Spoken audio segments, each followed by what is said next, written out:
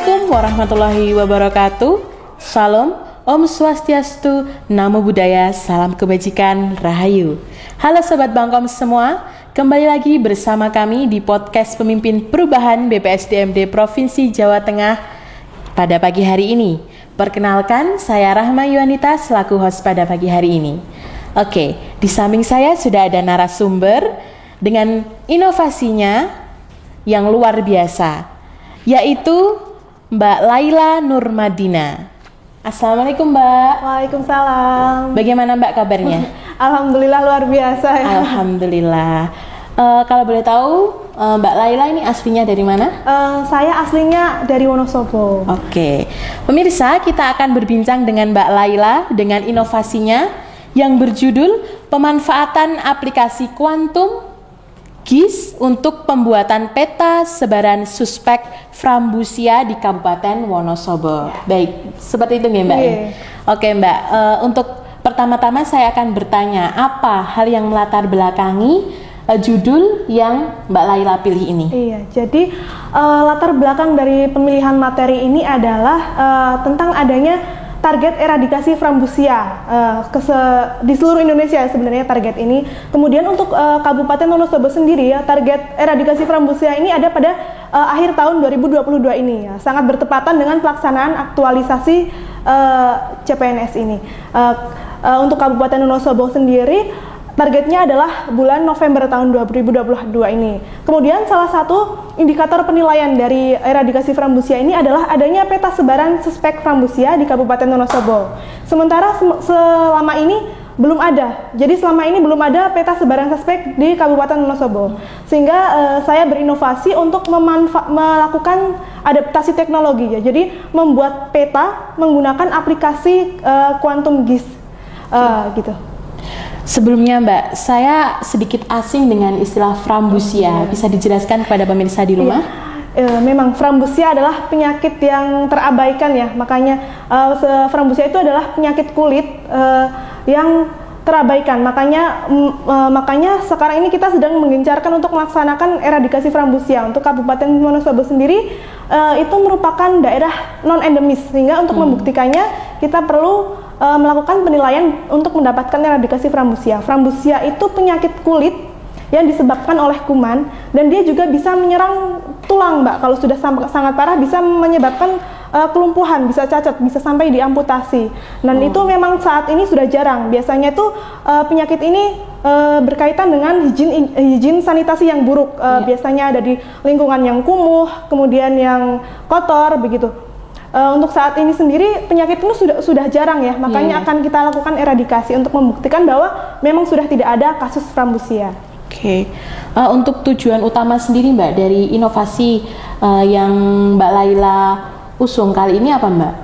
Untuk tujuannya yang pertama sesuai dengan latar belakang tadi ya, mendukung pelaksanaan eradikasi Frambusia. Kemudian juga melakukan pemantauan, kita menggencarkan mencari suspek sebanyak-banyaknya, kemudian membuktikan dengan tes RDT sifilis negatif semua suspek diperiksa, sehingga untuk membuktikan bahwa memang di Kabupaten Wonosobo ini sama sekali tidak ada kasus Frambusia gitu. Jadi kita adalah daerah yang bebas Frambusia. Berarti selama ini untuk data kasus Frambusia di Wonosobo belum ada atau sedang dicari ya?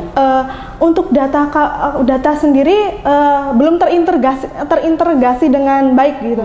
Kemudian mulai dari bulan Januari awal tahun kemarin kita mulai menggencarkan setiap puskesmas untuk melakukan screening, kemudian mengumpulkan datanya, kemudian selanjutnya kita rekap dan kita olah datanya. Baik. Untuk inovasi ini sendiri sudah dikonsultasikan dengan atasan? Iya, tentu inovasi ini sudah dikonsulkan dengan atasan ya, dan atasan pun sangat mendukung karena kan ini berkaitan dengan program yang akan dijalankan. Kemudian di Kabupaten Wonosobo sendiri juga kan belum ada peta sebaran suspek, jadi memang sangat dibutuhkan. Kebetulan penilaian eradikasi Frambusia di Kabupaten Wonosobo itu mulai tanggal 4 Oktober kemarin dan alhamdulillah berjalan dengan lancar. Baik, alhamdulillah. Untuk pihak-pihak yang digandeng Mbak untuk menjalankan inovasi yang Mbak Laila bawa ini, kira-kira siapa saja Mbak? Dari pihak mana saja?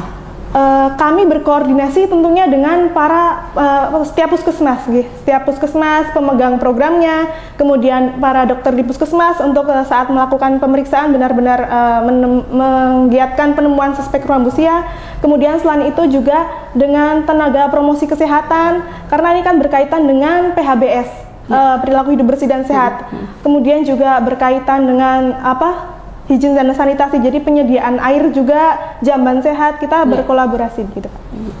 Untuk langkah-langkah sendiri, langkah-langkah atau tahapan dalam menjalankan inovasi ini, kira-kira bagaimana saja nih Mbak?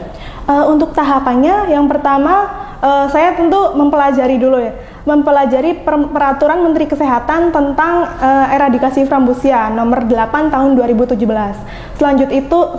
Selanjutnya saya mengumpulkan data-data dari puskesmas, berkoordinasi dengan puskesmas untuk melakukan pengumpulan data tepat waktu, kemudian datanya kami rekap, kami kumpulkan.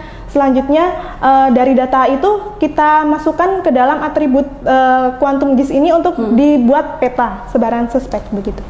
Gitu. Untuk hambatannya sendiri yang selama ini atau sejauh ini sudah ditemukan atau sudah dihadapi? Untuk hambatannya itu terkait pengumpulan laporan, gitu kan?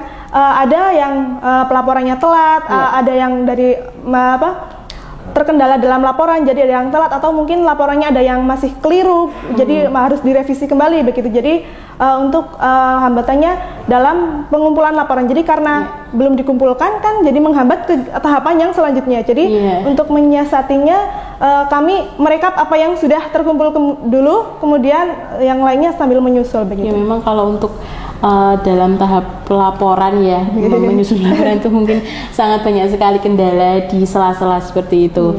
Dan yang terakhir mungkin harapannya Mbak Laila atas nanti terlaksananya inovasi ini bagaimana Mbak, harapan besar untuk inovasi ini? Ya, harapan saya tentu inovasi ini semoga bisa berlanjut ya, digunakan untuk membuat peta sebaran suspek mungkin untuk penyakit lain seperti penyakit kusta atau penyakit lainnya, jadi bisa memberikan manfaat untuk penyakit yang lain, karena kan dengan adanya peta sebaran suspek atau kasus penyakit ini kita bisa memantau daerah-daerah mana yang kira-kira tuh memang banyak kasusnya gitu, jadi sehingga kita bisa melakukan intervensi lebih fokus kepada daerah-daerah tersebut.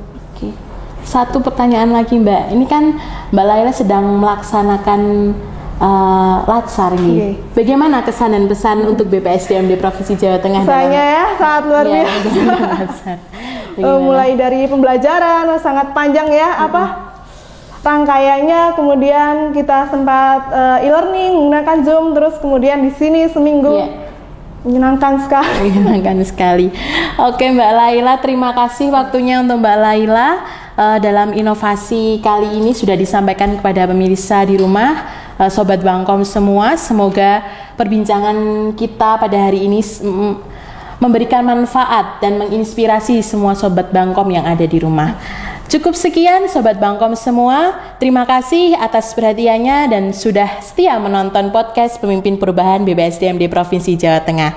Sekian dan terima kasih, salam kompetensi. Salam kompetensi. Assalamualaikum warahmatullahi wabarakatuh.